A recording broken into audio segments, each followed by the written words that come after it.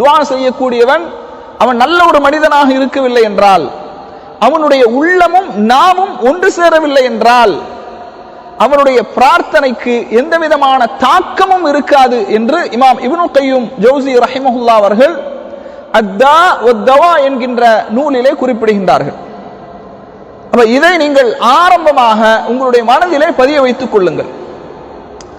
நம்மிலே நிறைய மக்களுக்கு நான் பிரார்த்தனை செய்கின்றேன், அல்லாஹ்விடத்தில் நிறைய துஆ செய்கின்றேன், ஆனால் எனது துஆ அங்கீகரிக்கப்படவில்லை, எனது பிரார்த்தனை ஏற்றுக்கொள்ளப்படவில்லை, அதற்கான பிரதிபலனை இந்த உலகத்திலே என்னால் அனுபவிக்க முடியவில்லை, என்ன காரணம் என்று பல கட்டங்களிலே நாம் சிந்தித்திருப்போம்.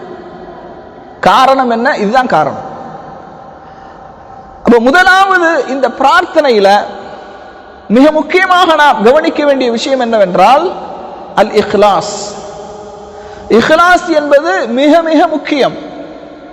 அது பிரார்த்தனை மட்டுமல்ல, எந்த ஒரு வணக்க வழிபாடாக இருந்தாலும் அதிலே இக்லாஸ் என்பது மிக மிக முக்கியம். இக்லாஸ் இல்லை என்றால், உள தூய்மை இல்லை என்றால் நமது எந்த அமல்களும் ஏற்றுக்கொள்ளப்படாது.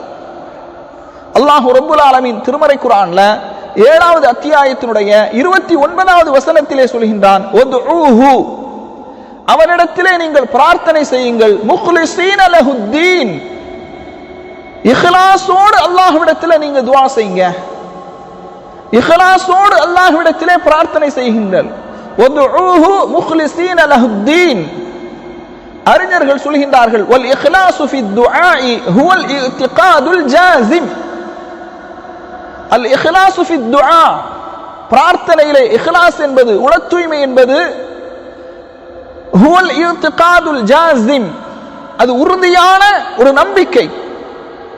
பி அன்னல் மதுஉ வ ஹுவ அல்லாஹ் அஸ்ஸ வ ஜல், அல்லாஹுதான் எனது பிரார்த்தனைக்கு பதிலளிக்க கூடியவன், அவனை தவிர வேறு யாரும் எனது பிரார்த்தனைக்கு பதிலளிக்க மாட்டார்கள், அல்லாஹ் மட்டும்தான் எனது பிரார்த்தனையை செவிமடுக்க கூடியவன், அல்லாஹ் மட்டும்தான் எனது பிரார்த்தனைக்கு பதிலளிக்க கூடியவன் என்று அந்த இஅ்திகாத், நம்பிக்கை உறுதியான நம்பிக்கையாக இருக்க வேண்டும், இக்லாஸான நம்பிக்கையாக இருக்க வேண்டும். ஹுவல் காதிரு வஹ்தஹு அலா கலாஇ ஹாஜதிஹி, என்னுடைய எல்லா விதமான தேவைகளையும் நிறைவேற்றக்கூடிய ஆற்றல், வலிமை, பவர் அல்லாஹ்வுக்கு மட்டும்தான் உண்டு என்று ஒருவன் உறுதியாக இக்லாஸாக நம்ப வேண்டும். அப்ப துஆ செய்யும் போது முதலாவது நிபந்தனை என்ன? முதலாவது நிபந்தனை என்ன? இக்லாஸ், உள தூய்மை. அதுபோன்று படைப்பினங்களுக்கு பிரதிபலிப்பதில் இருந்து அவன் தூரமாக இருக்க வேண்டும். என்றால் மக்கள் பார்க்க வேண்டும் என்பதற்காக என்ன செய்யக்கூடாது? துஆ செய்யக்கூடாது. சில பேர் செய்வாங்க, துஆ செய்வாங்க, மக்கள் பார்க்கின்றார்கள் என்று சொன்னால் இன்னும் கொஞ்சம் கூட உள்ளச்சத்தோடு செய்வதை போன்று செய்வார்கள். மக்கள் பார்க்கின்றார்கள் என்று சொல்லும் போது அழுவார்கள்.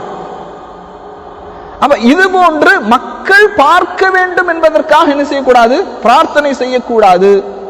இக்லாஸான முறையிலே, உள தூய்மையாக நான் செய்கின்ற பிரார்த்தனைக்கு அல்லாஹ் பதிலளிப்பான் என்ற உறுதியான நம்பிக்கையோடு துஆ செய்ய வேண்டும்.